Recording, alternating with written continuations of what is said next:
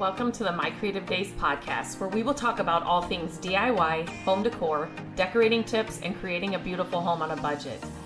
I am hoping our time together will spark a creative idea, help you plan your next DIY, or inspire you to finally tackle that project you keep putting off. Grab your favorite cup of motivation and let's chat.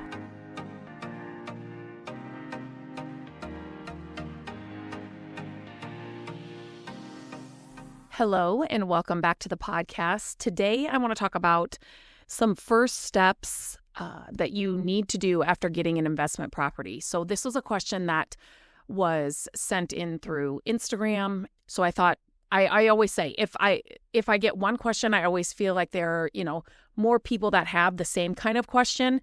So that's why I'm always asking you to send your questions in, send your podcast topics in, reach out to me on Instagram at My Creative Days. You can always email me as well, Lindsay at mycreativedays.com. Your topics, your questions are what help with the podcast so much. So I appreciate them every single time you send them in. So I am just going to share 6 things that you need to be thinking about when you are thinking about an investment property. So this is all coming up because I've shared that we have just got our next, I'm calling it a flip house, but I think we're going to keep it and rent it out. We've talked about Airbnb, but right now we are just in the midst of the makeover and fixing it up. So we actually bought this house from a lady that we bought 2 other of our project houses from. I shared the whole story on the podcast, so you can hear how we came upon this house, which was literally not planned and out of the blue, like you can't even make this stuff up.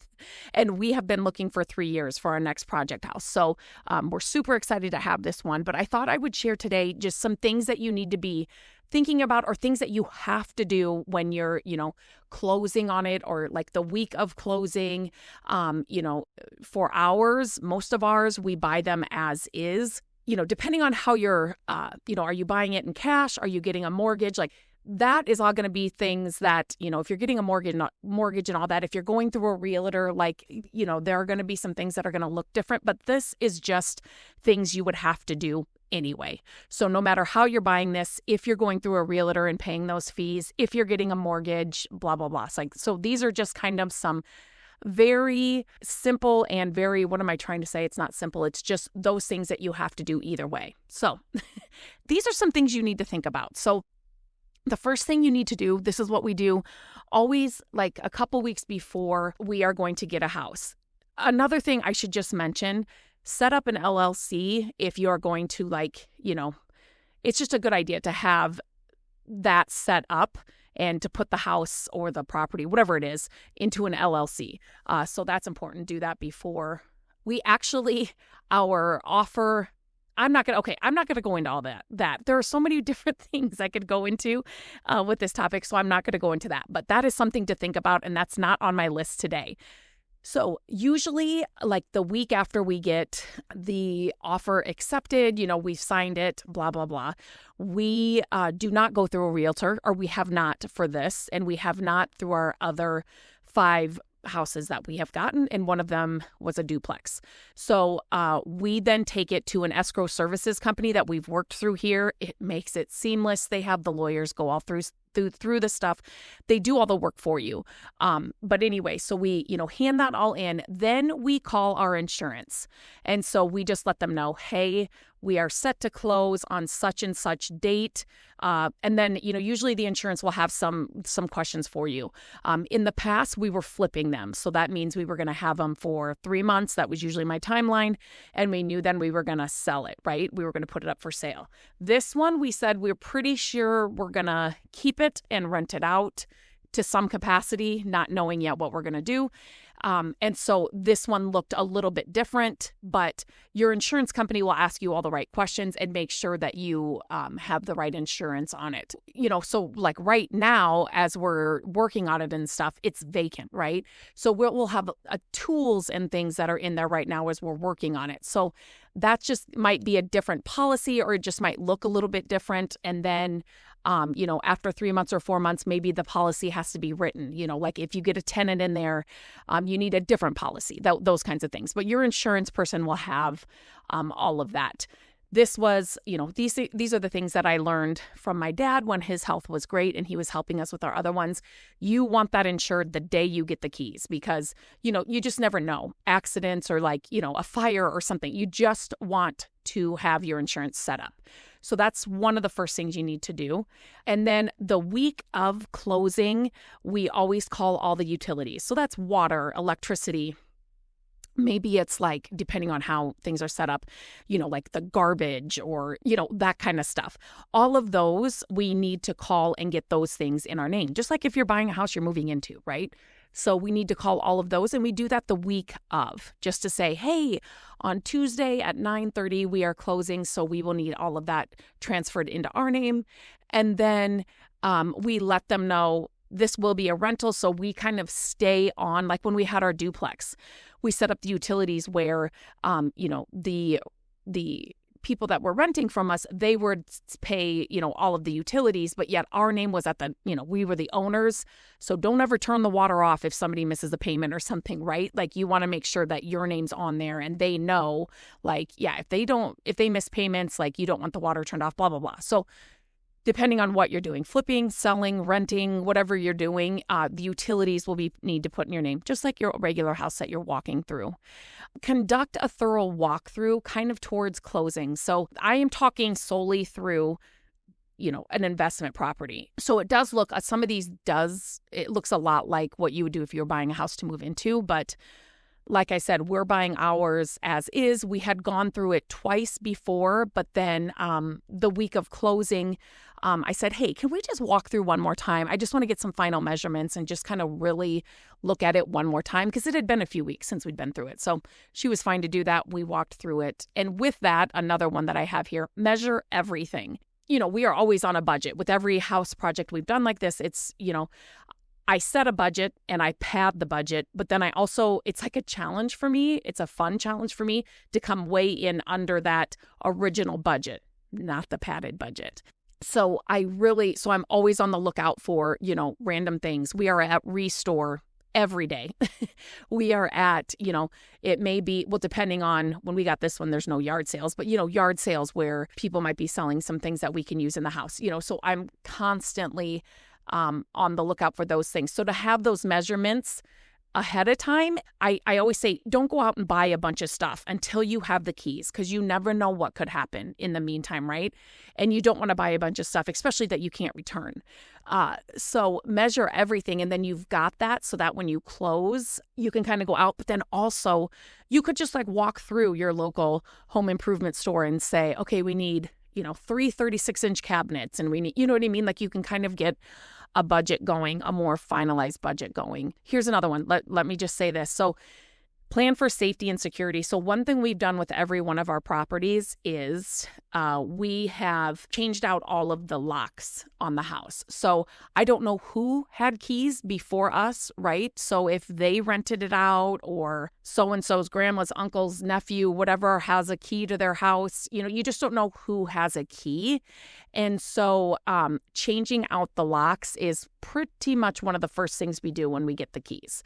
It's just kind of a safety and precaution thing. You just don't want any random people that, had keys in the past to show up out of the blue and think that, grandma still lives there, or you know what I mean, or whatever it is. So change out the locks, check the smoke detectors, carbon monoxide alarms, install new ones if you need to. Just those kinds of things. You can obviously set up cameras, do ring cameras as well if you wanted to do that for safety and security. So just something to think about that you might not be thinking about to change those door locks when you get the house. And then lastly, create a project roadmap. So this one's really good. So Matt and I, when we took a pen and paper and we went through the house and we were measuring things, and then when we got home, we were thinking, okay, the first thing we're going to do, it's as simple as this. The first thing we're going to do is go buy a 5-gallon bucket of ceiling paint. We're just going to paint all the ceilings. That's easy. We know we have to do that. There's not a lot of prep work with that.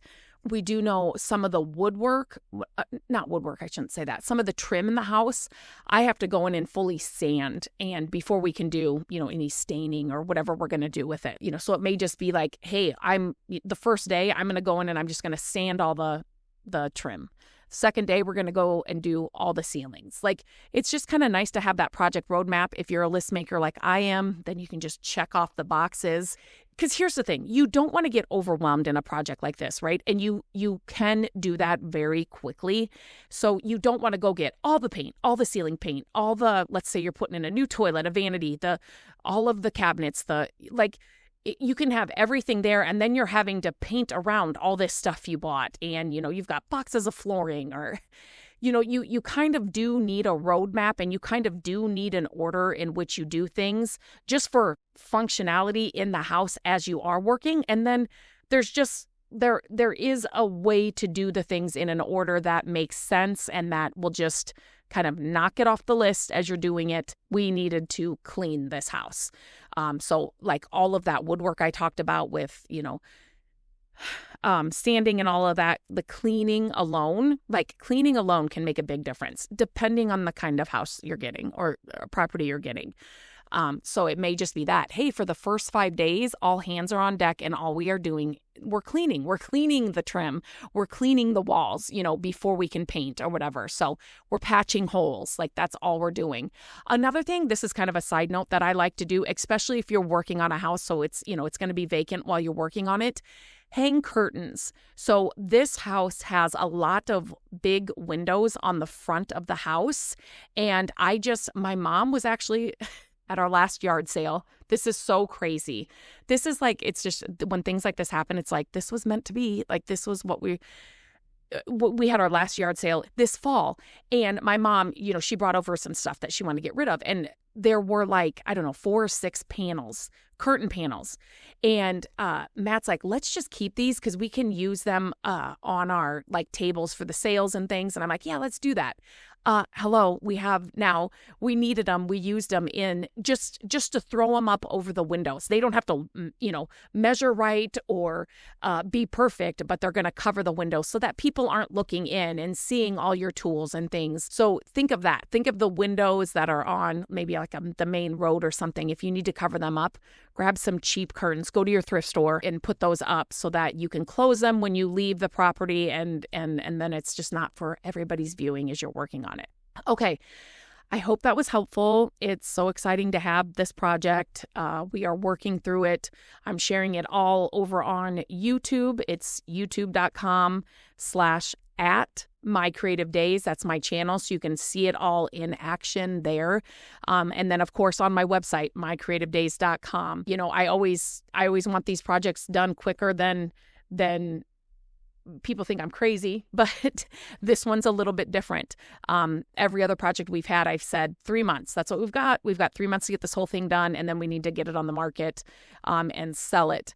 And we made those timelines. This one, I'm not flipping it to sell it, but yet I'm flipping it for, people to come live there, people to come stay there. So I really want to make it nice, but yet there's certain things, it's kind of like the kitchen floor that goes kind of into the bathroom. It is not my color choice at all. Like if I was going to sell it, I would want to cover it up. But it's like real tile and it's in really good condition. Just needed a really good cleaning. So I'm trying to figure out, how to work around it. It's like the paint colors, going instead of, paint colors can change the look of the floor, right? It can make it look more yellow, if you're doing stark white colors. So it's just kind of learning and trying to work with what we have and what we should keep if we're going to keep this and kind of rent it out, and then what we do have to change or what we do have to add. So it's kind of a different challenge. Like I said, we did have the duplex that we had for a few years that we rented out, but then not really local, but a coffee shop came and bought the duplex. So it's been a while. It's just been a while. So we're getting back into it, and super excited for this project, and I'm super excited for you to follow along. So please make sure you're subscribed to YouTube. Same with the website. You're checking that. If you get on our email list, you'll get a weekly rundown of what you've missed. So, and that's across YouTube, the website and all of that as well. So make sure that you're subscribed to all of those. And again, if you have any other questions or topics you want me to cover here on the podcast, please reach out to me. I always, always, always appreciate your feedback. And until next time, I hope you have a great day, and I will talk to you very soon.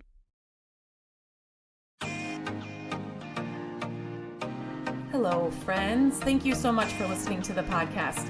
I'm grateful that you tune in every week and that you share the show with your family and friends. I love having creative chit chats with you, and my hope is that this podcast will inspire you to try a new project, start a DIY that you've been putting off, and decorate your home exactly how you want it. There are a few ways you can help us with the podcast. Follow the podcast so you don't miss an episode. And if you could take a few minutes to leave the podcast a review, that would help us so much. Again, thank you for being here, and I look forward to our chat next week. Bye-bye.